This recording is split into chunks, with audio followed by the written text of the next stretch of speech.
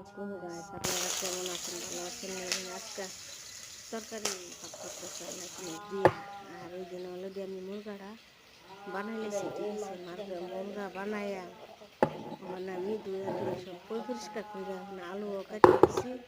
তারপর আপনার মনে করেন ও আনুস সবজি হারা তো মনে করেন আনাজ তরকারি দিয়ে মাংস দেখা, তখন আমি গাজর কাটছি কুচা, তারপর আপনার ফেল রুমি সব কিছু দিয়া মানে আমি ধুয়ে টুয়ে সব কিছু রেডি করে তুইছি।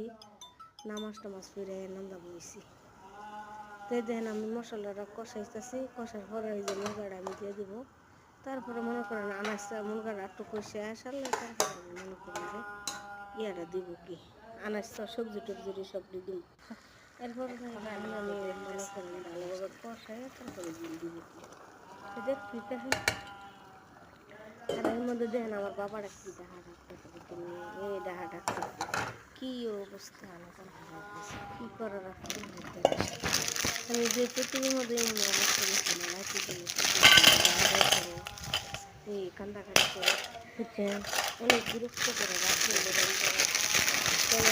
আমি মনে করেন 8টার সময় ডিউটি করি, দিনের সকাল 8টার সময়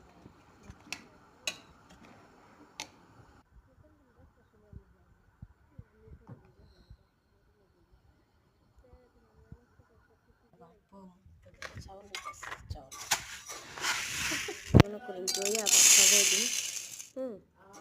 সেখানের পর দেখুন রাত্রে ডিউটি শেষ করে এরপর যাই দেখি এরপর আমি যাই। এবার আমার মালিকের ছেলে একজন হে উইটার পর মনে করেন বেড়াবে ইয়াটিয়া করা প্রতিদিন বর্ষা মনে করে মনে করেন দিস না মনে করেন 10টা 12টা সোজারোদের, ঠিক আছে?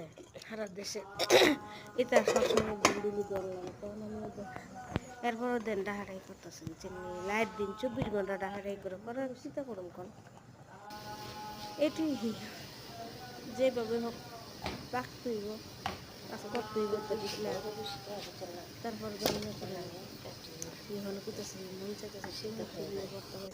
মেলা দিন ধরে মাংস টাংস মুরগি টুরগি দেওয়া অনেক ভালো লাগে না।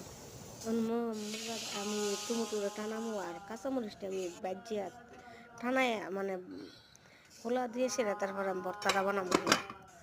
তো দেখতে দেখেন যে আমি মনে করেন কাঁচামরিচটা টালছি, তারপরে যাই মানে আমি ভর্তাটা বানাবো।